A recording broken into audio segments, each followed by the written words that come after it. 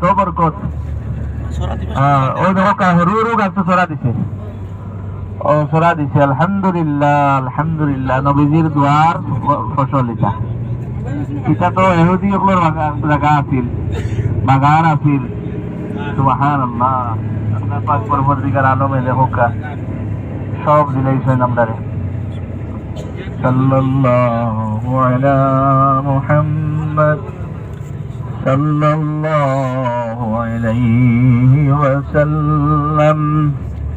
আলহামদুলিল্লাহ, সাল্লাল্লাহু আলা মুহাম্মদ সাল্লাল্লাহু আলাইহি ওয়াসাল্লাম। মক্কা শরীফ তো ও মাটি ও পাহাড়, কিন্তু ইলা ফসল হয় না। হোক সুবহানাল্লাহ, কারণ নবীজিরে যন্ত্রণা দিতে দিতে সেটাইছেন, দোয়া লইতে পারছেন না। আর মদিনাবাসী মানুষে যে পর্যন্ত মুবারকবাদ দিছেন, নবীজিরে জায়গা দিছেন, মায়া করছেন, এর বাদে কম মেহনতে তারা ইসলাম রে গ্রহণ করছেন, যার কারণে দোয়ার ফসল এটা।